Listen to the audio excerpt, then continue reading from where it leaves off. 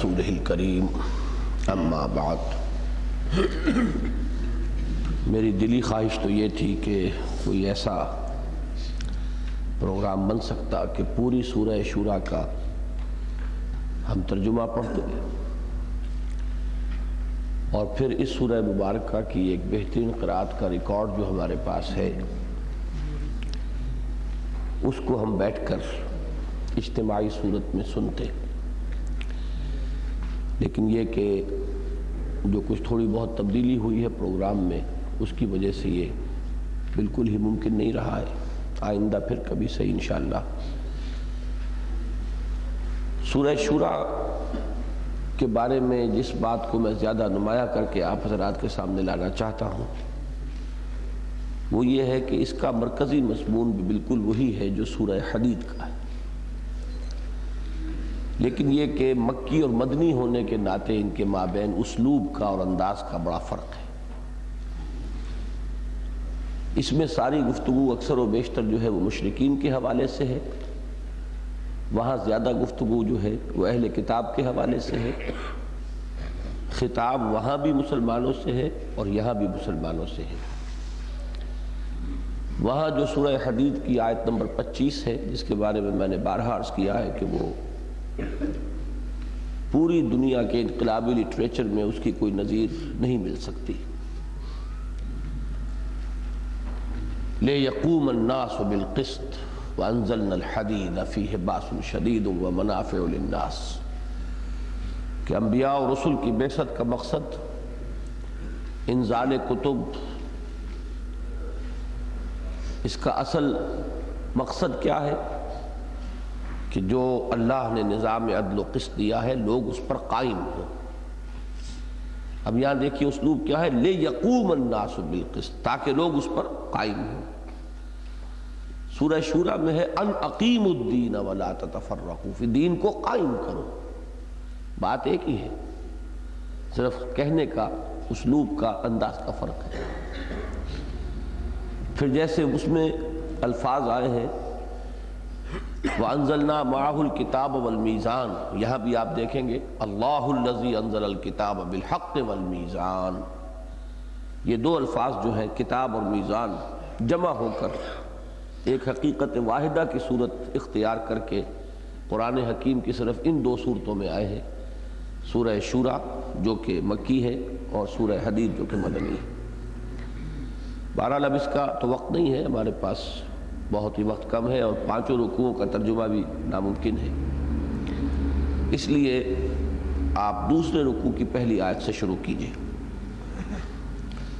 جہاں پہلے رکوع کے ختم ہونے کا نشان ہے.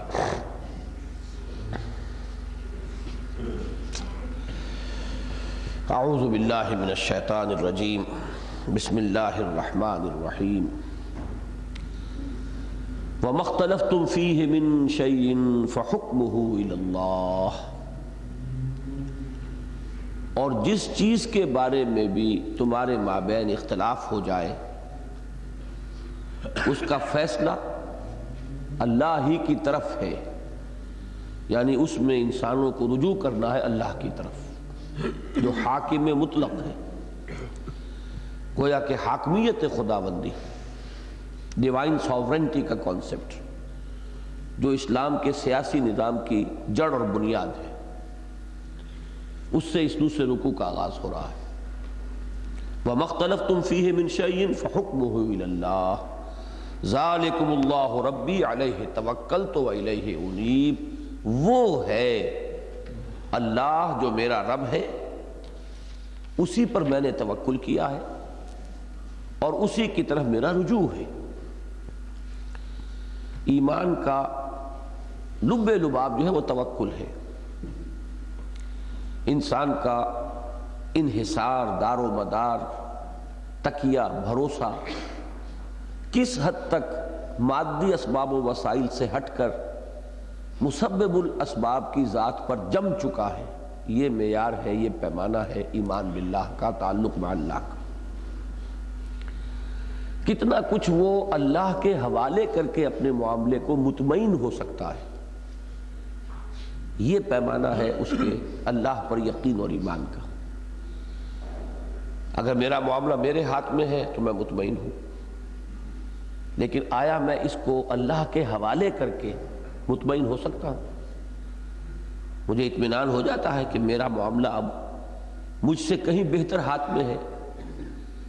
اگر اس میں دغدغہ رہتا ہے، بے چینی رہتی ہے، تو اس کا مطلب یہ ہے کہ اللہ کی ذات پر توکل اور بھروسہ جو مطلوب ہے وہ حاصل نہیں۔ میں نے رات بھی عرض کیا تھا، اس کو اچھی طرح رکھیے، یہ ہے اصل پیمانہ، اور اس کو ہر شخص خود ہی دیکھ سکتا ہے۔ فاطر السماوات والارض، وہ آسمانوں اور زمین کا پیدا فرمانے والا ہے۔ جعل لکم من انفسکم ازواجا ومن الانعام ازواجا یزرعکم فیہ، اس نے تمہارے لیے بھی تمہاری جانوں سے تمہارے جوڑے بنائے۔ مرد اور عورت اصل میں نوع تو ایک ہی ہے نا، جنس سے مختلف ہے، نوع تو ایک ہی ہے، وہی انسان۔ اسی طرح حیوانات میں بھی نوع وہی ہوتی ہے، صرف جنسوں کا فرق ہوتا ہے۔ من انفسکم ازواجا ومن الانعام ازواجا، اسی طرح ہم نے چوپایوں کے بھی جوڑے بنائے۔ یزرعکم فیہ، اسی سے وہ تمہیں پھیلاتا ہے، جسے کہتے ہیں نسل کشی۔ کشی نہیں، کشی کے معنی تو کسی چیز کو ختم کر دینا ہے، خود کشی۔ کشی اور کشی میں فرق ہے۔ نسل کشی، نسل کا پھیلانا، نسل کو آگے چلانا۔ تو اللہ تعالیٰ نے اس نسل کشی کے لیے تمہارے مابین بھی جوڑوں کا معاملہ رکھا، حیوانات میں بھی رکھا۔ لیس کمثلہ شیء، نہیں ہے اس کے مانند کوئی بھی شے۔ اس آیت کے بارے میں یا اس ٹکڑے کے بارے میں کئی مرتبہ غور کیا کہ اردو میں اس کی صحیح ترین تعبیر کیا ہو سکتی ہے، اور اندازہ ہوا کہ بہت مشکل ہے۔ اللہ کی ذات ایسی یونیک ہستی ہے، ایسی بے مثال بے مثیل۔ ہمارے علماء بعض اوقات تقاریر میں اس کا خطبوں میں آپ نے سنا ہوگا، لا ضد لہ ولا ند لہ ولا مثال لہ ولا مثل لہ ولا مثیل لہ۔ اب یہ اصل میں ساری تکرار کس لیے ہوتی ہے کہ بڑا مشکل ہے اس حقیقت کو ظاہر کر سکنا کہ اللہ ایک ایسی ہستی ہے جو بالکل منفرد ہے اپنی ذات میں، کسی بھی پہلو سے کوئی اس جیسا ہے ہی نہیں۔ اب اس میں نفی مطلق آپ جتنی چاہے کرتے چلے جائیں، پھر بھی جس درجے میں کہ تاثر ہونا چاہیے ہم پر کہ اس کے مشابہ کوئی شے، اس کا کسی بھی پہلو سے کسی بھی اعتبار سے کوئی مثل مثال مثیل ہے ہی نہیں، اس تک ہماری رسائی ممکن نہیں ہے۔ اس لیے کہ ہم تو اپنے حواس کے پیمانوں کے اسیر ہیں۔ ہماری ساری سوچ، یہاں تک کہ ہمارا تخیل بھی ہمارے ان حواس کے ذریعے سے جو معلومات ہمیں ملتی ہیں انہی کے حوالے سے بنتا ہے، تخیل بھی اس سے آزاد نہیں ہے۔ یہ ٹکڑا جو ہے میرے نزدیک مثل ہے سورہ حدید کی اس آیت کا، هو الاول والآخر والظاہر والباطن۔ اس کا بھی کوئی تصور ممکن نہیں ہے کسی کے لیے۔ وَهُوَ السَّمِيعُ الْبَصِيرُ، اور وہ سب کچھ سننے والا اور سب کچھ دیکھنے والا ہے۔ لَهُ مَقَالِيدُ السَّمَاوَاتِ وَالْأَرْضِ، اس کے لیے ہے آسمانوں اور زمین کی کنجیاں۔ يَبْسُطُ الرِّزْقَ لِمَن يَشَاءُ وَيَقْدِرُ، وہ رزق کشادہ کر دیتا ہے، کھول دیتا ہے جس کے لیے چاہتا ہے۔ اور یقدر کے معنی اگرچہ مراد کے اعتبار سے تو ہم لیتے ہیں تنگ کر دیتا ہے، اصل میں اس کا ہے ناپ تول کر دینا۔ راشننگ ہو جاتی ہے تو ایک طرح کی تنگی کا احساس ہوتا ہے نا، تو اللہ تعالیٰ کبھی ناپ تول کر دیتا ہے، کبھی بے حد و حساب دیتا ہے۔ انہ بکل شیء علیم، یقیناً وہ ہر چیز کا علم رکھنے والا ہے۔ یہ ذہن میں رکھیے کہ سورہ حدید کی کل آیات ہیں 29، اس کی ہیں غالباً 53، تو تقریباً 1 اور 2 کی نسبت ہے ان میں۔ بالکل وہی نسبت ہے کہ اس سورہ مبارکہ کی 12 آیات ہیں ذات و صفات باری تعالیٰ کے بارے میں، اس میں سے ہم نے صرف یہ 3 پڑھی ہیں، اور وہاں جو ہے 6 آیات ہیں۔ تقریباً وہی ریشو پروپورشن جو ہے اس تمہیدی بیان کے اندر آپ کو ملے گی سورہ حدید اور سورہ شورى کے مابین۔ اب یہاں وہ مضمون جو وہاں سورہ حدید میں اختتام پر آیا ہے، یہاں شروع میں آیا ہے۔ لقد ارسلنا رسلنا بالبینات وانزلنا معهم الکتاب والمیزان لیقوم الناس بالقسط، ہم نے اپنے رسولوں کو بھیجا بینات کے ساتھ، نازل فرمائی اس کے ساتھ، ان کے سامنے ان کے ساتھ کتاب بھی اور میزان بھی، تاکہ لوگ قائم ہو انصاف پر۔ یہاں اس کا انداز دوسرا ہے، جیسا کہ میں تمہید میں عرض کر چکا ہوں، شرع لکم من الدین ما وصی بہ نوحا والذی اوحینا الیک وما وصینا بہ ابراہیم وموسیٰ وعیسیٰ ان اقیموا الدین ولا تتفرقوا فیہ کے بارے میں جو ان کے اوپر ذمہ داری ڈالی گئی، وہ بھی ایک، وہ کیا ہے؟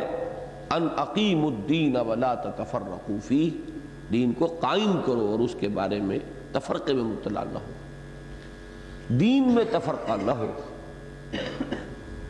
فروعات میں اختلاف ہو سکتا ہے، دین جڑ اور بنیاد کا نام ہے، اس میں متحد رہو، جڑ ایک ہوتی ہے، شاخیں ہو جاتی ہیں، کوئی حرج نہیں، دین ایک ہے، شریعتیں مختلف نہیں۔ اب ہمارا دین ایک ہے اسلام، فقہ حنفی، فقہ مالکی، فقہ شافعی، ان میں کوئی اختلاف ہے، کوئی حرج نہیں، دین ایک ہے۔ کبر علی المشرکین ما تدعوہم الیہ، مشرکین پر بہت بھاری ہے وہ چیز ہے نبی جس کی طرف آپ انہیں بلا رہے ہیں، اس لیے کہ انہوں نے تو دین کے حصے بکھرے کیے ہوئے ہیں، دین میں جدائی ڈالی ہوئی ہے، ان کے لیے آسان کام نہیں۔ اللہ یجتبی الیہ من یشاء ویہدی الیہ من ینیب، اللہ تعالیٰ کھینچ لیتا ہے اپنی طرف جس کو چاہتا ہے، یہ تو اس کا اپنا سلیکشن ہے، جس کو چاہتا ہے پسند فرما دیتا ہے، لیکن اس کا ایک وعدہ یہ بھی ہے کہ جو کوئی خود رجوع کرے اس کو لازماً ہدایت بھی دیتا ہے، وَيَهْدِي إِلَيْهِ مَن يُنِيبُ، جو اس کی طرف رجوع کرے گا خلوص دل کے ساتھ، اس کے لیے اللہ تعالیٰ نے یہ اپنی ذمہ داری بنا لی ہے کہ اس کو ہدایت ضرور دینی ہے۔ والذین جاہدوا فینا لنہدینہم سبلنا، ہمارا پختہ وعدہ ہے یقیناً ہم انہیں ہدایت دیں گے، اور ویسے اللہ تعالیٰ جس کو چاہے ہدایت دے دے، یہ اس کا اختیار مطلق ہے۔ وما تفرقوا الا من بعد ما جاءهم العلم بغیا بینہم، اس آیت میں اصل تو ذکر ہے کن کا؟ اہل کتاب کا، کہ حضور کے زمانے میں وہ لوگ بھی تھے جو بہرحال اللہ کے ماننے والے تھے، رسولوں کے ماننے والے تھے، ان کے پاس کتاب بھی تھی، چاہے اس میں انہوں نے کچھ تحریف کر دی تھی۔ تو پہلے تو ذکر کیا تھا کبر علی المشرکین ما تدعوہم الیہ، مشرکین تو بہت دور اور ان کا معاملہ جو ہے وہ تو بہت فاصلے کا تھا، لیکن ان کا تو فاصلہ اتنا تو نہیں تھا نا، لہذا فطری طور پر حضور کو یہ توقع تھی کہ یہ تو جلدی سے میری بات سمجھ لیں گے، مان لیں گے، ان کے لیے تو یہ بالکل کوئی نئی بات نہیں ہے۔ لیکن معلوم ہوا کہ وہ سب سے بڑھ کر دشمن نکلے۔ اس کی وجہ کیا ہے؟ کہ وہ خود جو تفرقے میں مبتلا ہے، تو وہ آپس کے ضدم ضدہ، ایک دوسرے پر بازی لے جانے کی کوشش، ایک دوسرے پر بالا دستی اور بالا تری حاصل کرنے کا جذبہ، اس کی وجہ سے ان کا آپس میں سر پھٹول ہے، تو آپ کو کیسے وہ آسانی سے مان لیں گے؟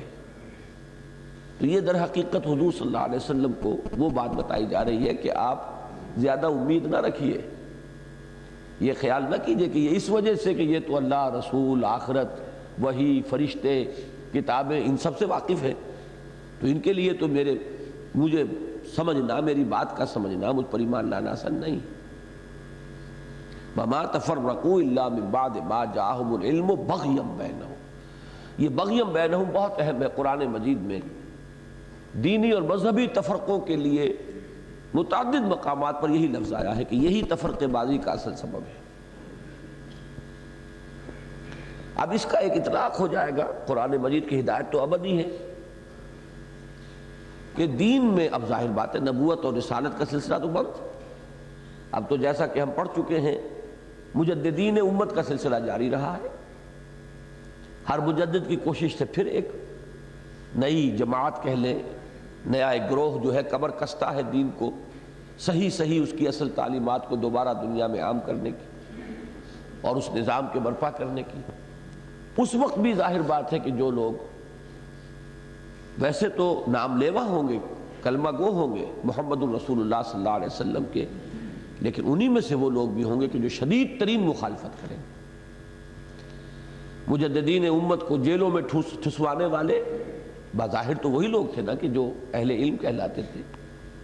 امام احمد ابن حنبل پر کو کوڑے لگوانے والے کون تھے؟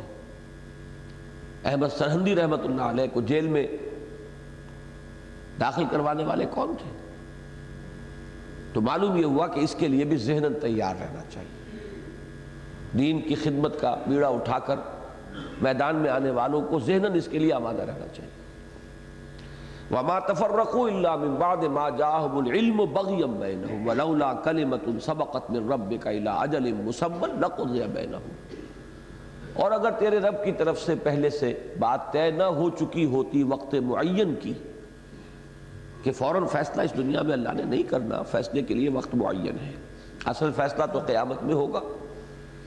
باقی یہاں بھی اللہ تعالیٰ کی حکمت میں مہلت معین ہوتی ہے ہر قوم کی، ہر امت کی. اس سے پہلے جو ہے اس کا حساب نہیں چکایا جاتا. تو اگر نہ ہوتی ایک بات جو تیرے رب کی طرف سے پہلے ہی ایک وقت معین تک کے لیے طے ہو چکی ہے تو اللہ ان کے مابین فیصلہ کر دیتا. لَقُضِيَ بَيْنَهُمْ وَإِنَّ الَّذِينَ أُورِثُوا الْكِتَابَ مِن بَعْدِهِمْ لَفِي شَكٍّ مِّنْهُ مُرِيبٍ. یہ بہت بڑی تلخ حقیقت ہے کہ انبیاء کے وارث بنتے ہیں اہل علم، علماء. العلماء ورثۃ الانبیاء. اور انبیاء کی وراثت کیا ہے؟ اللہ کی کتاب. یہی تو وراثت ہے نا. اس کے وارث کون ہوئے؟ اہل علم. اہل علم کا آپس کا سر پھٹول پھر آئندہ نسلوں کو دین ہی سے بدزن کرتا چلا جاتا ہے کہ یہ تو ہے نا کتاب الہی کے حامل، یہ علماء ہے، یہ ہمارے دینی سربراہ ہے، ان کا سر پھٹول جو ہے آپس کا، تو اب اس کا نتیجہ کیا نکلے گا؟ وہ ہے جو اس میں بیان ہوا. اور وہ لوگ کہ جو وارث بنائے گئے کتاب کے ان کے بعد وہ پھر شکوک و شبہات میں مبتلا ہو جاتے ہیں. لفی شک منہ مریب. ایک نسل کے بعد اگلی، اگلی کے بعد اگلی، اس کے اندر وہ یقین کی جو مقدار ہے وہ کم ہوتی چلی جاتی ہے. فَلِذَلِكَ فَادْعُ. اب اس میں خطاب ہے واحد کے صیغے سے حضور کے ساتھ صلی اللہ علیہ وسلم، اور طبعاً حضور کے تابع ہو کر یہ خطاب ہوگا ہر اس شخص کے لیے، جیسا کہ میں نے عرض کیا جیسے مجددین امت رہے وہ اسی کام کے لیے کھڑے ہوئے نا، اور ان کو مانیں بھی پڑی، ان پر کفر کے فتوے بھی لگے. اگر حضرت عیسیٰ پر کفر کا اور ارتداد کا فتویٰ لگا سکتے تھے علماء یہود تو احمد ابن حنبل پہ فتویٰ کیوں نہ لگاتے؟ اور سب درباری سرکاری علماء تھے ہر دور میں کہ جن کے فتووں کی وجہ سے ماریں پڑی اور سزائیں ہوئیں اور جیلوں میں ٹھوسے گئے. پھر یہ کہ نہ صرف ان کی طرف سے عوامی سطح پر سید احمد بریلوی رحمۃ اللہ علیہ اور شاہ ولی اللہ دہلوی پر کفر کا فتویٰ لگایا سرحد کے علماء نے. وہ فتوے اب بھی موجود ہیں. مولانا محمد طاہر پنج پیری صاحب کے ہاں وہ کتاب موجود ہے باقاعدہ علماء اور مفتیوں کے فتووں کے ساتھ، مہروں کے ساتھ، جو کافر ہے، مرتد ہے، واجب القتل ہے. اور اسی کی وجہ سے جو لوگ وہاں کے جہالات تھے پھر انہیں شب خون مار کر جو سینکڑوں مجاہدین کو ختم کیا ہے، تو اس کا اصل الزام میں سمجھتا ہوں کہ ان پر، ان عوام پر نہیں آئے گا، ان مولویوں پر آئے گا جنہوں نے فتوے دیے تھے اور بڑے گھناونے الزامات لگائے. تو یہ تو کل 150 برس پہلے کی تاریخ ہے نا. تو پوری تاریخ کو ذہن میں رکھیے. تو دین کے لیے کام کرنے کا جو بھی ارادہ کر لے اسے پھر بڑی ہمت کے ساتھ میدان میں آنا ہوگا. وہ ہمت کون سی درکار ہے؟ وہ اس آیت میں فَلِذَلِكَ فَادْعُ. بس اسی کی دعوت دیتے رہو. وَاسْتَقِمْ كَمَا أُمِرْتَ. اور ڈٹے رہو جیسے کہ تمہیں حکم ہوا ہے. وَلَا تَتَّبِعْ أَهْوَاءَهُمْ. اور ان کے خواہشات کی پیروی مت کرو، ان کے دباؤ میں مت آؤ. وَقُلْ آمَنْتُ بِمَا أَنزَلَ اللَّهُ مِنْ كِتَابٍ. اور ڈنکے کی چوٹ کہہ دو کہ میں تو ایمان رکھتا ہوں اس کتاب پر کہ جو اللہ نے نازل فرمائی. وَأُمِرْتُ لِأَعْدِلَ بَيْنَكُمْ. اور مجھے حکم ہوا ہے کہ تمہارے مابین عدل قائم کروں. میں صرف ناصح اور واعظ ہو کر بھی نہیں آیا، دین کو قائم کرنے کے لیے کھڑا ہوا ہوں. اور دین جب قائم ہوگا تو ناانصافی کا خاتمہ ہوگا. عدل و قسط تو ہے نا اصل. لِيَقُومَ النَّاسُ بِالْقِسْطِ. تاکہ لوگ عدل و انصاف پر کاربند ہوں. تو اب جو لوگ جہاں عدل نہیں ہے اس کے معنی کیا ہے؟ کچھ لوگ اپنے حق سے زائد وصول کر رہے ہیں، کچھ ان کے حقوق سے محروم ہیں، تو جو زائد وصول کر رہے ہیں وہ کبھی اس کو برداشت نہیں کریں گے کہ وہ عدل قائم ہو جائے، لیکن مجھے حکم ہوا ہے کہ تمہارے مابین عدل کرو۔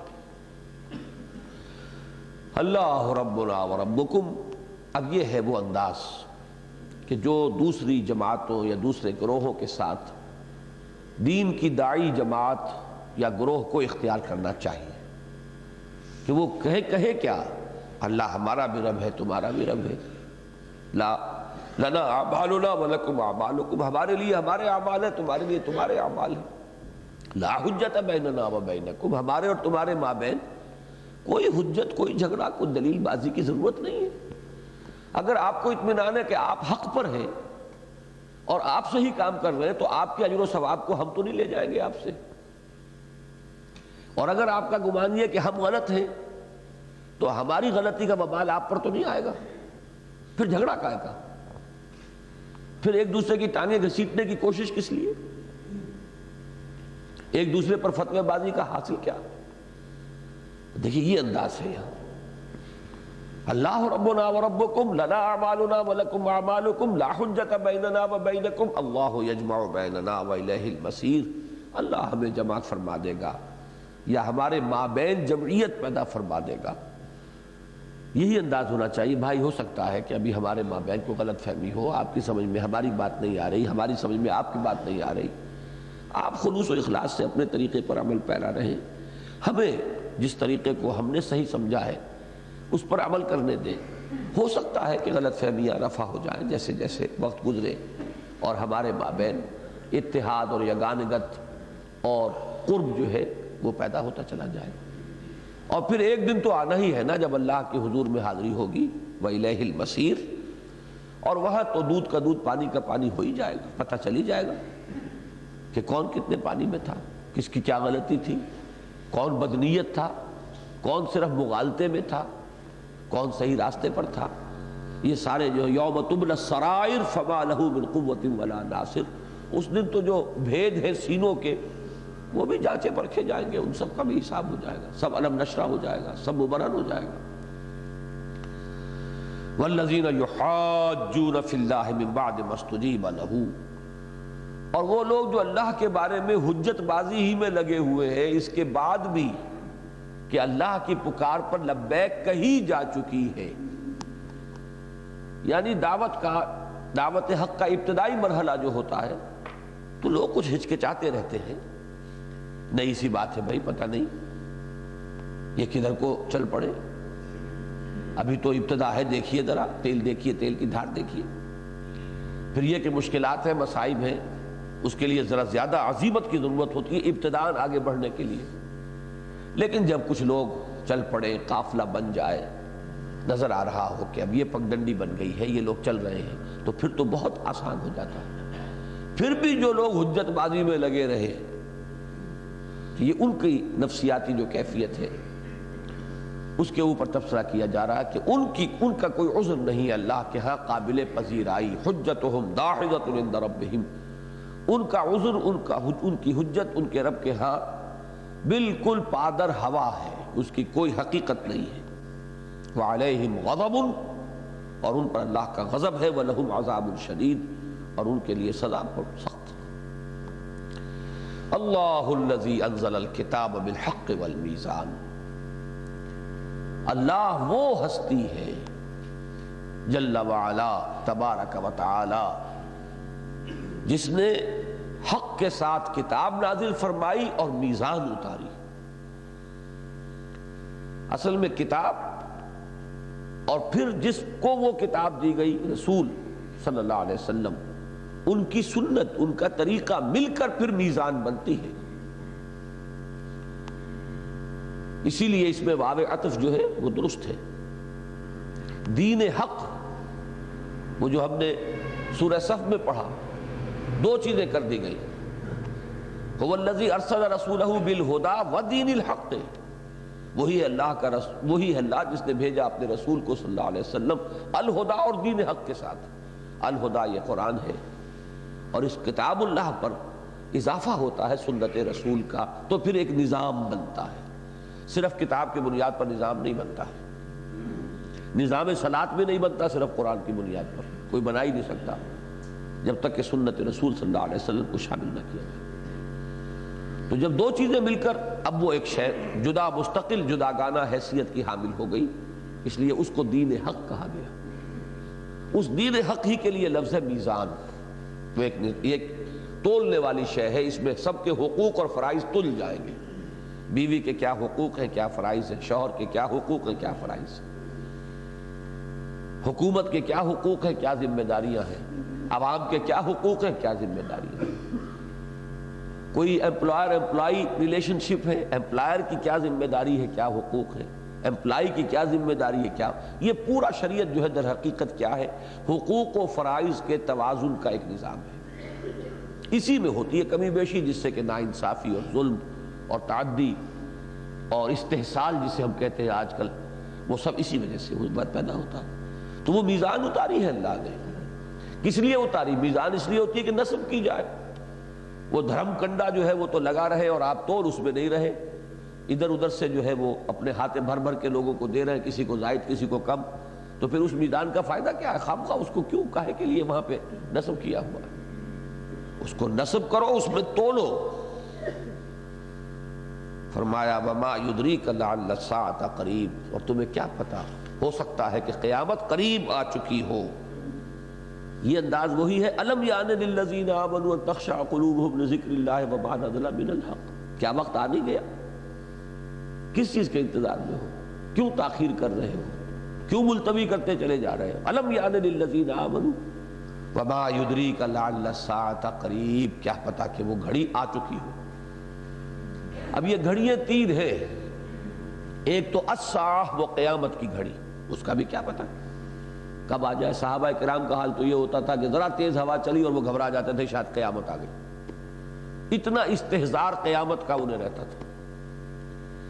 ایک الساعہ جو ہے وہ لوگوں کو جو عذاب کی دھمکی دی جاتی تھی دنیا میں عذاب، اور ایک میری اور آپ کی ساعت ہے وہ موت۔ من مات فقط قامت قیامتہ، جو مر گیا اس کی قیامت تو واقع ہو گئی، اور اس کا تو کسی کو پتہ نہیں۔ ایک لحظے کا بھی اگر کسی کو یقین ہے تو بہت بڑے مغالطے میں، بڑے دھوکے میں۔ ایک لمحے کا بھی یقین نہیں کیا جا سکتا کہ ابھی وہ بہت دور ہے۔ تو اس لیے اس میں وہ سارے درجہ بدرجہ وہ ساری چیزیں شامل ہیں۔ وما یدریک لعل الساعۃ قریب یستعجل بها الذین لا یؤمنون بها، اس قیامت کے بارے میں جلدی مچاتے رہتے ہیں، یا اس عذاب کے بارے میں جلدی کرتے رہتے ہیں کون؟ جنہیں اس کا یقین نہیں ہے، جو اس پر ایمان نہیں رکھتے۔ والذین آمنوا مشفقون منها، اور جو اس پر ایمان رکھتے ہیں وہ تو لرزاں و ترساں رہتے ہیں، کانپتے رہتے ہیں۔ جیسے حضرت ابوبکر کے بارے میں آتا ہے رضی اللہ تعالی عنہ، کانپتے رہتے تھے، کاش کہ میں گھاس کا ایک تنکا ہوتا، کاش کہ میں ایک چڑیا ہوتا چہچہاتی ہوئی جس سے کوئی حساب کتاب نہیں۔ والذین آمنوا مشفقون منها ویعلمون انها الحق، اہل ایمان تو اس سے خائف رہتے ہیں، لرزاں و ترساں رہتے ہیں، اور یہ یقین رکھتے ہیں کہ وہ حق ہے، شدنی ہے، واقع ہو کر رہے گی، آ کر رہے گی، اٹل۔ الا ان الذین یمارون فی الساعۃ لفی ضلال بعید، آگاہ ہو جاؤ کہ جو لوگ قیامت کے بارے میں جھگڑتے ہیں اور مین میخ نکالتے ہیں کیسے ہو جائے گی، کیسے ممکن ہے، وہ بہت دور کی گمراہی میں مبتلا ہو چکے ہیں۔ اب دیکھیے اس اقامت دین کی جد و جہد میں سب سے بڑی شے جو رکاوٹ بنتی ہے وہ اس دنیا کی معاشی مصروفیات، یہاں کے دھندے، پیٹ لگا ہوا ہے، اولاد ہے، گھر حیث لا یحتسب، اللہ وہاں سے دیتا ہے جہاں کا گمان تک نہیں ہوتا انسان کو۔ ہاں امتحان ضرور لیتا ہے، وَلَنَبْلُوَنَّكُمْ بِشَيْءٍ مِّنَ الْخَوْفِ وَالْجُوعِ وَنَقْصٍ مِّنَ الْأَمْوَالِ وَالْأَنفُسِ وَالثَّمَرَاتِ، تمہارے اس ایمان اور یقین کی پختگی کو تو جانچتا ہے، امتحان لیتا ہے، آزمائش۔ لیکن کوئی شخص اس میں ثابت قدم رہ جائے اللہ تعالیٰ وہاں سے دیتا ہے جہاں سے گمان تک نہیں ہوتا۔ تو یہ مضمون اس میں بار بار آ رہا ہے۔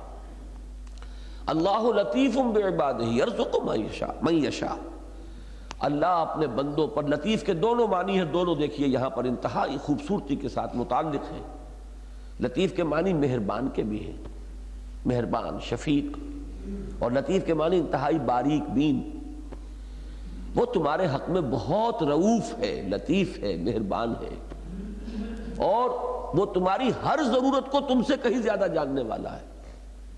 بچہ پیٹ میں ہوتا ہے جسے پتہ تک نہیں ہوتا، جسے شعور ہی نہیں میری کیا ضرورت ہے، اس کی ساری ضرورتیں اس نے وہاں پہنچا رکھی ہے کہ نہیں، اسے کیا پتا۔ اور وہ ننھا منا سا پھول جو ہے اسے کس طرح سکھا کر بھیجا ہے کہ کیسے ماں کی چھاتی سے دودھ تمہیں حاصل کرنا ہے، اور اس کی پیدائش سے پہلے وہ فوارے جو ہے وہاں پر وہ شروع کر دیے۔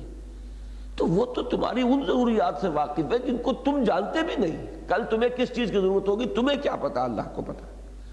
بس سارا امتحان اس میں ہے کہ اس کے ہاتھ میں دے کر اتنا یقین ہے کہ اس کے حوالے کر کے مطمئن ہو جاؤ، دل ٹھک جائے، بس یہ ہے سارا معاملہ۔ امتحان یہی ہے، تعلق مع اللہ سارا یہی ہے، یہ جان لیجئے۔ اللہ لطیف بعبادہ یرزق من یشاء، جس کو چاہتا ہے رزق دیتا، جیسے چاہتا ہے دیتا۔ وَهُوَ الْقَوِيُّ الْعَزِيزُ، اور وہ عاجز تو نہیں ہے کہ کسی کو رزق پہنچانا چاہے لیکن کیا کرے، میرا تو اب خزانہ ختم ہو گیا، میرے تو اب دست قدرت میں کچھ نہیں رہا۔ وہ تو قوی ہے، عزیز ہے، زبردست ہے، قوت والا ہے، فعال لما یرید ہے۔ البتہ انسان کا کام یہ ہے کہ وہ طے کر لے کہ وہ کس چیز کا طالب ہے۔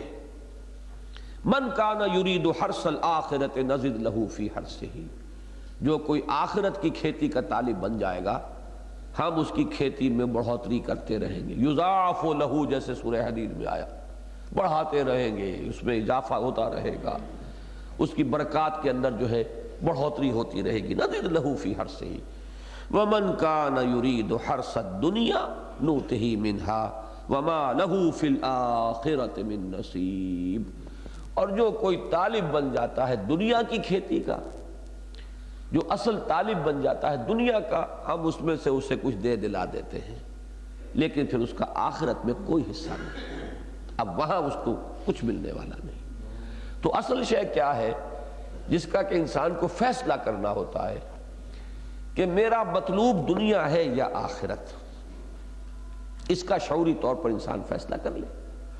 پھر یہ کہ میرا کتنا کچھ توکل ذات باری تعالیٰ پر ہے، اس کے لیے مناسب حد تک محنت بھی کرے۔ یہ تو نہیں ہے کہ آپ ہاتھ پاؤں باندھ کر بیٹھ جائیں۔ اگرچہ ایک خطبہ نبوی میں بڑے پیارے الفاظ آئے، اجملوا فی الطلب، دنیا میں اپنی معاشی جد و جہد میں بہت زیادہ اپنے آپ کو نہ ڈالو، اجمال کے ساتھ مختصر رکھو اس معاملے کو، اپنے وقت کو، جسے کہ تبلیغ کے بھائی جو ہے ہمارے تبلیغی وہ استعمال کرتے ہیں لفظ تفریغ اوقات، اپنے وقتوں کو زیادہ سے زیادہ فارغ کر کے دین کے کام میں لگاؤ، اللہ کے حوالے رکھو، توکل کرو، اللہ تعالیٰ تمہاری ضروریات کو پورا کرنے والا۔ اذان دے دی جائے۔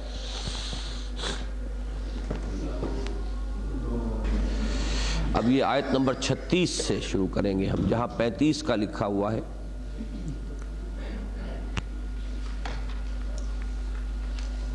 اعوذ باللہ من الشیطان الرجیم، بسم اللہ الرحمن الرحیم۔ فما اوتیتم من شیء فمتاع الحیاۃ الدنیا۔ دیکھیے وہ آیت جو تھی آخری جس پر ہم نے وہاں بات چھوڑی تھی وہ کیا تھی؟ من کان یرید حرث الآخرۃ نزد لہ فی حرثہ ومن کان یرید حرث الدنیا نؤتہ منہا وما لہ فی الآخرۃ من نصیب۔ تو حسن اتفاق ہے یہ کہ ہم جو حصے آج پڑھ رہے ہیں ان میں پھر وہی مضمون یہاں آپس میں جو ہے وہ ربط قائم ہو رہا ہے۔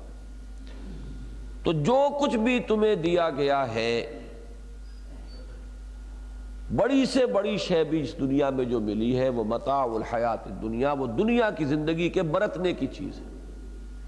یہ کوئی مستقل پراپرٹی نہیں ہے، یہ تمہاری مستقل جاگیر نہیں ہے۔ وما عند اللہ خیر وابقى للذین آمنوا وعلی ربہم یتوکلون، اور جو اللہ کے پاس ہے وہ بہت بہتر بھی ہے اور باقی رہنے والی ہے، یہ فانی ہے، یہ تم سے چھن جائے گی، ہو سکتا ہے دنیا ہی میں چھن جائے، ورنہ تم تو یہاں سے اچک کے لے جائے جاؤ گے نا، یہ سب کچھ یہی رہ جائے گا۔ لیکن وہ ہے کہ جو جس کو مل گیا وہ ہمیشہ اس کے پاس ہوگا، وہ باقی رہنے والا ہے۔ للذین آمنوا وعلی ربہم یتوکلون، پھر دیکھیے یہاں توکل ہے اصل شے، لب لباب ان لوگوں کے لیے جو اللہ پر ایمان رکھتے ہو اور اپنے رب پر توکل کرتے ہیں۔ والذین یجتنبون کبائر الاسم والفواحش، وہ لوگ کہ جو بڑے بڑے گناہوں سے اور بے حیائی کی باتوں سے اجتناب کریں۔ خطائیں چھوٹی موٹی ہو جاتی ہیں، اللہ معاف فرمانے والا ہے۔ صحیح رخ کر لو، اپنا صحیح رخ پر زندگی کو استوار کرو اور بڑی بڑی چیزوں سے اپنے آپ کو بچا لو۔ باقی اللہ تعالیٰ جو ہے اس کی برکت سے برائیاں چھوٹی بھی دور کر دے گا، اور اگر کچھ کوئی رہ بھی گئی تو معاف بھی فرمائے گا۔ وَإِذَا مَا غَضِبُوا هُمْ يَغْفِرُونَ، اور جب وہ انہیں غصہ آ جائے، یہ نہیں کہا کہ غصہ آتا ہی نہیں، انہیں غصہ آ جائے تو وہ معاف کر دیتے ہیں۔ وَالَّذِينَ اسْتَجَابُوا لِرَبِّهِمْ، اور وہ لوگ جنہوں نے اپنے رب کی پکار پر لبیک کہی۔ اب یہ پکار کون سی ہے اس سورہ مبارکہ میں نوٹ کیجئے گا، وہ ایک ہی لفظ آیا ہے جمع کے صیغے میں، اقیم الدین ولا تتفرقوا فیہ، ایک فعل امر ایک فعل نہی، دین قائم کرو اور اس کے بارے میں متفرق نہ ہو جاؤ، تفرقے میں مبتلا نہ ہو۔ وہ لوگ جو اپنے رب کی پکار پر لبیک کہتے ہیں، اس کے لیے کمر کس لے۔ جو اسی کے لیے کمر نہ کسے، باقی باریک باریک چیزوں میں بہت چھان بین کرتے پھرے، تو معلوم ہوا کہ وہاں الٹا ہو گیا کام۔ اب جس کو کہ وہ حضرت مسیح کے الفاظ میں کہا گیا کہ تم سموچے اونٹ نگل جاتے ہو اور مچھر چھانتے رہتے ہو بیٹھے ہوئے، چھوٹے چھوٹے معاملات میں بڑے حساس، اور اصل شے جو ہے اس کا خیال ہی نہیں۔ تو والذین استجابوا لربہم واقاموا الصلاۃ، اور اہم ترین شے جو ہے وہ اقامت صلاۃ ہے۔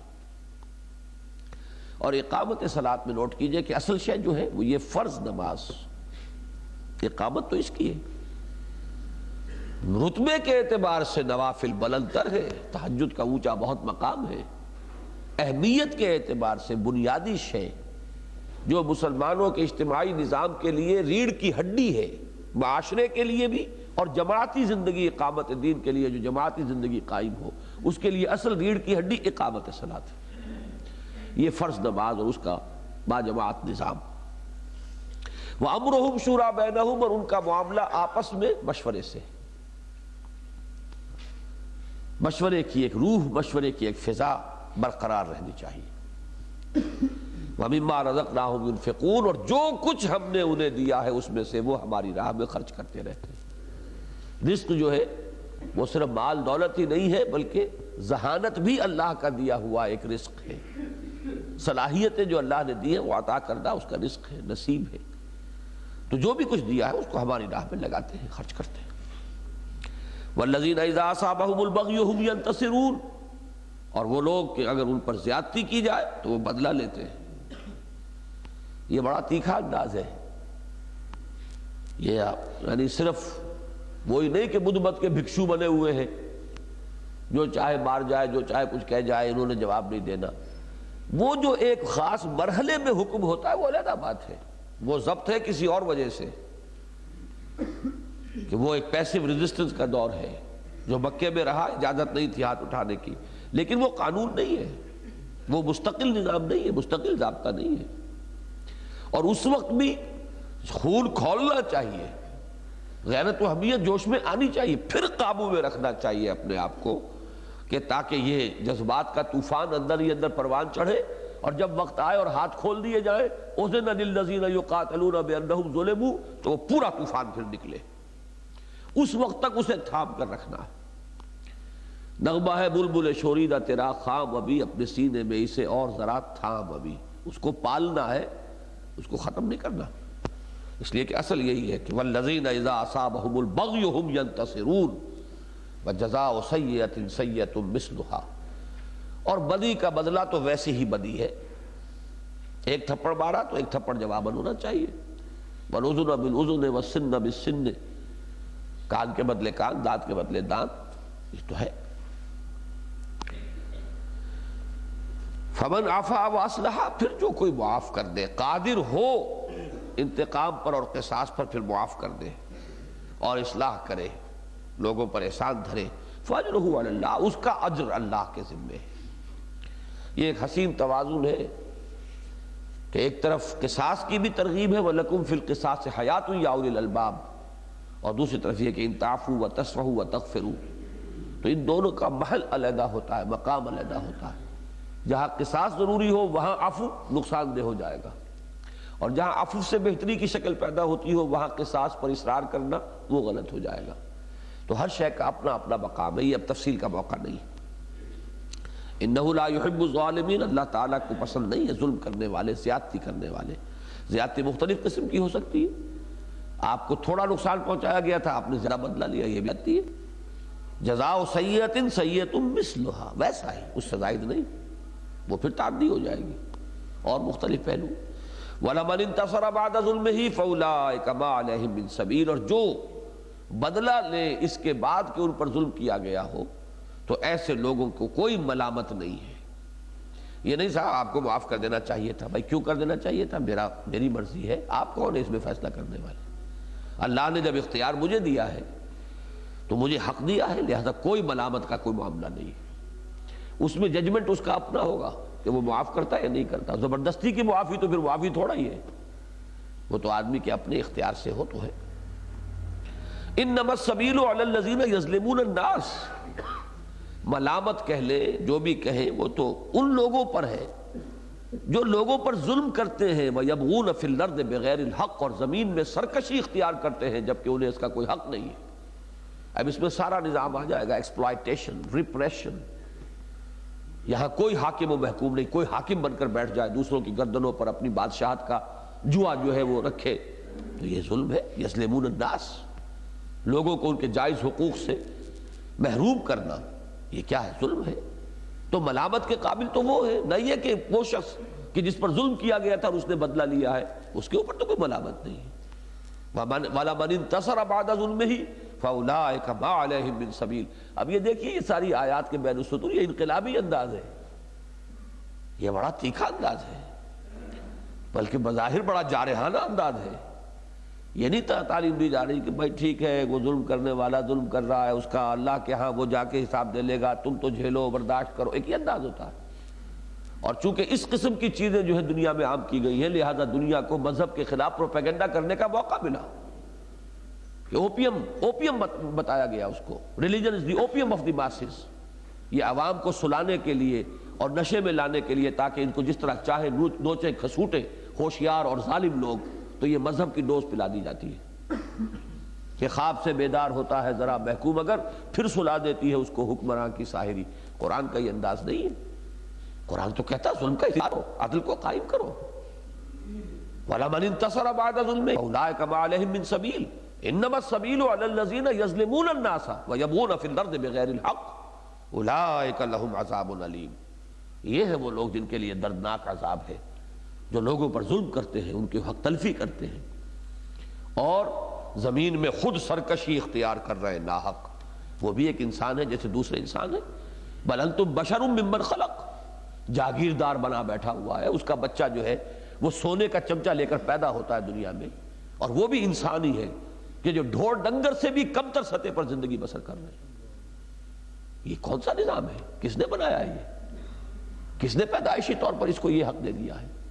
اس لیے کہ اس کے باپ دادا نے غداری کی تھی انگریز کے ساتھ، اس لیے اس کو جاگیر مل گئی، اور وہ جاگیر اب ہمیشہ رہنی چاہیے، اور ان کے اقتدار کا جوا جو ہے لوگوں کی گردنوں پر مستقل طور پہ لگا رہنا چاہیے۔ کون سا انصاف ہے یہ؟ تو اصل میں اسلام کا جو ہم نے نقشہ دنیا کے سامنے پیش کیا ہے، پھر وہی چیز ہے کہ وہ جو قانون قدرت ہے وہ کسی نہ کسی راستے سے پھر ظہور کر لیتا ہے، وہ پھر اسلام کے حوالے سے نہیں آئے گا، کسی اور حوالے سے آئے گا۔ یہ ظالمانہ نظام چل نہیں سکتا۔ انما السبیل الذین یظلمون الناس ویبغون الارض بغیر الحق اولئک هم عذاب علیم ولمن صبر وغفر ان ذلک لمن عزم الامور۔ البتہ یہ ہے کہ اس تحریک کے دوران، انقلابی جد و جہد کے دوران، جبکہ حکم دیا گیا ہے کہ ہاتھ روکے رکھو، جو اس پر کاربند رہیں گے، جو صبر کریں گے اور اس وقت تک درگزر کرتے رہیں گے، تو وہ لوگ ہیں کہ جو یہ کام جو ہے یہ بڑے ہمت کے کاموں میں سے ہے، اپنے آپ کو تھامنا اور روکنا۔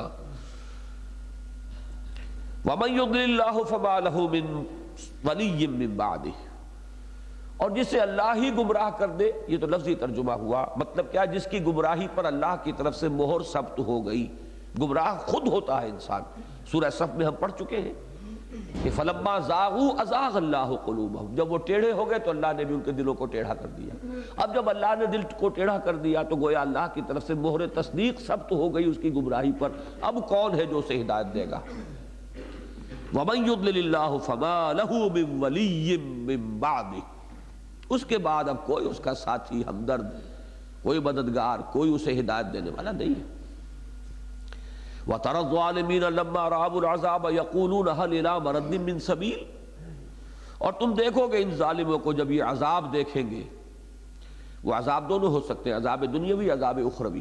جب جہنم کے سامنے لے جا کر کھڑے کر دیے جائیں گے تو یہ کہیں گے ہے کہیں لوٹنے کا راستہ، کہیں دنیا کی طرف دوبارہ لوٹنے کا کوئی امکان ہے؟ هَلْ إِلَىٰ مَرَدٍ مِّن سَبِيلٍ وَرَاهُمْ يُعْرَضُونَ عَلَيْهَا، تم دیکھو گے انہیں کہ وہ پیش کر دیے جہنم پر۔ اب جب سامنے کھڑے ہوں گے خاشعین من الذل، تو ذلت اور رسوائی کی وجہ سے ان کے نگاہیں جو ہے زمین میں گڑی ہوئی ہوں گی۔ ینظرون من طرف خفی، یہ اب ایک نقشہ کھینچ دیا گیا ہے، کنکھیوں سے دیکھ رہے ہوں گے۔ جب انسان کے اوپر انتہائی ذلت ہو تو آنکھیں چار تو نہیں کر سکتا، سامنے نہیں دیکھ سکتا، ادھر ادھر سے آنکھوں کے گوشوں سے دیکھتا ہے۔ ینظرون من طرف خفی وقال الذين آمنوا ان الخاسرین الذين خسروا انفسهم واهليهم يوم القیامہ، اہل ایمان اس دن کہیں گے حسرت کے ساتھ کہ اصل میں گھاٹے والے تو وہ ہیں کہ جنہوں نے آج قیامت کے دن اپنے آپ کو اور اپنے اہل و عیال کو گھاٹے میں ڈالا۔ انہوں نے صرف اپنے آپ کو برباد نہیں کیا، اپنی اولاد کو برباد کیا، اپنے گھر والوں کو تباہ کیا۔ اکثر و بیشتر تو لوگ اسی رخ پر چلتے ہیں، لہذا جو انجام ان کا وہی ان کا۔ الا ان الظالمین فی عذاب مقیم، آگاہ ہو جاؤ کہ ظالم جو ہے وہ ہمیشہ رہنے والے عذاب میں ہوں گے۔ وہ عذاب جو ہے اب وہ دائم و قائم ہے، مقیم ہے۔ وما کان لہم من اولیاء ینصرونہم من دون اللہ، اور نہیں ہوں گے پھر ان کے لیے کوئی ولی، کوئی مددگار کہ جو اللہ کے مقابلے میں یا اللہ کے سوا ان کی مدد کر سکے۔ یہ وہ مشرکانہ اوہام کی نفی کر دی گئی، کسی میں یہ طاقت نہیں ہے کہ وہاں اللہ کے فیصلے کے آگے روک بن کر کھڑا ہو جائے، کوئی نہیں۔ ہاں وہ شفاعت ہے، باذن رب ہے، جس کے لیے اللہ چاہے گا ہوگی، لیکن کوئی وہ نہیں ہے کہ جس کو یہ قوت حاصل ہو، یہ قدرت حاصل ہو، یہ طاقت حاصل ہو۔ وَمَن يُضْلِلِ اللَّهُ فَمَا لَهُ مِن سَبِيلٍ، اور جسے اللہ تعالی ہی گمراہ کر دے، یعنی جس کی گمراہی پر اللہ کی طرف سے مہر تصدیق ثبت ہو گئی، فَمَا لَهُ مِن سَبِيلٍ، تو اب اس کے لیے کوئی راستہ نہیں۔ اسْتَجِيبُوا لِرَبِّكُمْ، یہ اب پکار ہے، اسی پر آج ہمارا جو یہ التذکیر بالقرآن کا پروگرام تھا وہ ختم ہو رہا ہے۔ اللہ کے فضل و کرم سے جو بھی ان 7 دنوں میں ہو سکا وہ ہم نے کیا ہے، 7 میں یا 6 میں، مجھے پوری طرح تعداد یاد نہیں ہے، لیکن یہ اب ہم میں سے ہر شخص کے لیے ہے کہ گوش حقیقت نیوش سے، دل کے کانوں سے اس آیت کو سنیں کہ یہ سب کچھ سمجھا، یہ سب کچھ پڑھا۔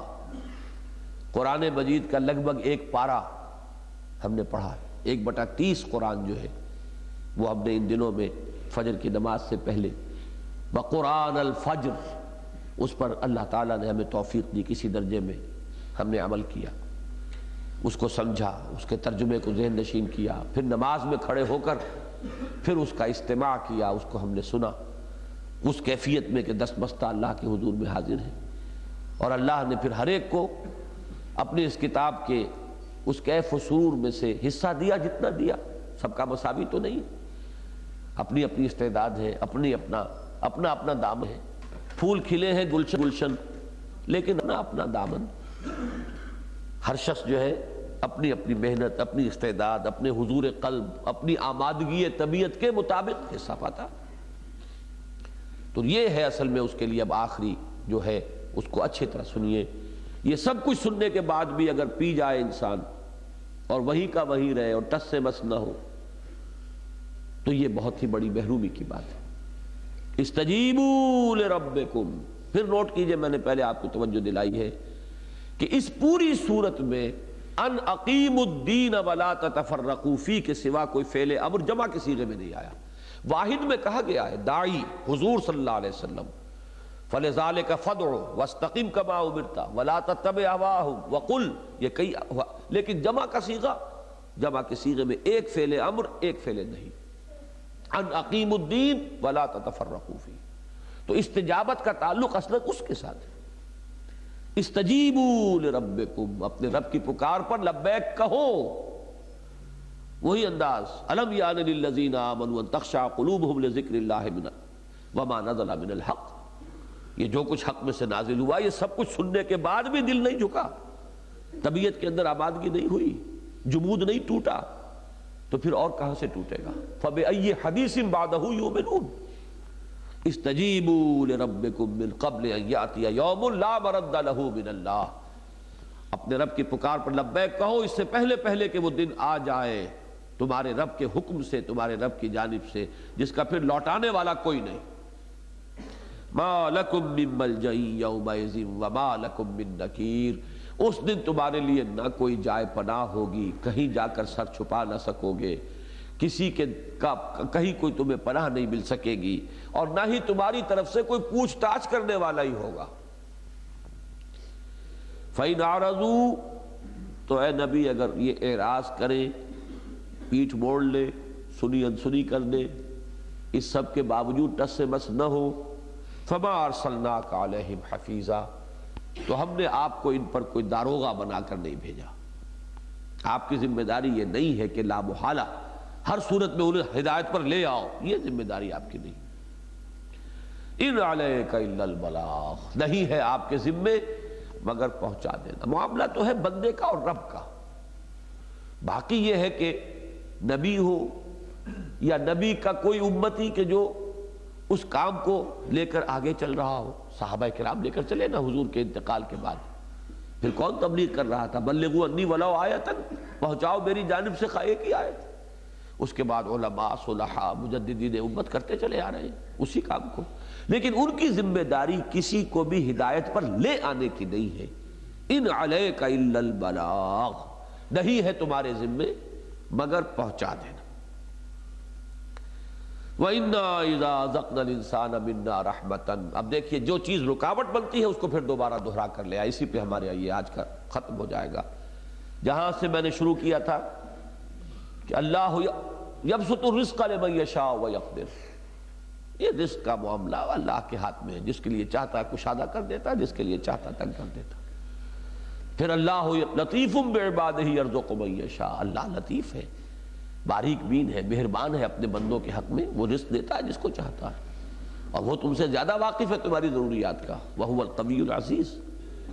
پھر ما اوتیتم من شیء فمتاع الحیات الدنیا وما عند اللہ خیر وابقیٰ للذین آمنوا وعلی ربہم یتوکلون. اسی مضمون پر اب یہاں پھر دوبارہ انسان کا حال کیا ہے؟ وَإِنَّا إِذَا أَذَقْنَا الْإِنسَانَ مِنَّا رَحْمَةً فَرِحَ بِهَا، جب ہم انسان کو اپنی رحمت کا مزہ چکھاتے ہیں تو اتراتا ہے، اترانے لگتا ہے، میں اور میری صلاحیت، میری ذہانت، میں نے بنایا، میں نے کمایا، میں نے یہ کیا. وَإِن تُصِبْهُمْ سَيِّئَةٌ بِمَا قَدَّمَتْ أَيْدِيهِمْ، اور اگر ان کے اوپر کوئی مصیبت آ جائے ان کے اپنے کرتوتوں کی وجہ سے، فَإِنَّ الْإِنسَانَ كَفُورٌ، تو اب انسان ناشکرہ ہو جاتا ہے. ہمیں تو کبھی کچھ ملا ہی نہیں، ہمیں تو کبھی اللہ تعالیٰ کی رحمت جو ہے ہمارے تو شامل حال ہوئی نہیں، ہمیں تو اللہ نے کبھی نوازا ہی نہیں. لِلَّهِ مُلْكُ السَّمَاوَاتِ وَالْأَرْضِ يَخْلُقُ مَا يَشَاءُ، آگاہ ہو جاؤ آسمانوں اور زمین کی بادشاہی اللہ ہی کے ہاتھ میں ہے. پھر اسی بادشاہی پر بات ختم ہوئی جہاں سے آج ہم نے شروع کی تھی. وَمَا اخْتَلَفْتُمْ فِيهِ مِنْ شَيْءٍ فَحُكْمُهُ إِلَى اللَّهِ، حاکمیت خداوندی. لِلَّهِ مُلْكُ السَّمَاوَاتِ وَالْأَرْضِ يَخْلُقُ مَا يَشَاءُ. تم معاش کے معاملے کو لیے بیٹھے ہو، یہ تو سوچو اولاد بھی تو اللہ تمہیں دیتا ہے، کیا تمہارے اپنے چوائس سے دیتا ہے؟ یہ بھی اس کا اپنا فیصلہ ہے. يَهَبُ لِمَن يَشَاءُ إِنَاثًا، جس کو چاہتا ہے بیٹیاں ہی بیٹیاں دیتا ہے. وَيَهَبُ لِمَن يَشَاءُ الذُّكُورَ، جس کو چاہتا ہے بیٹے دیتا ہے.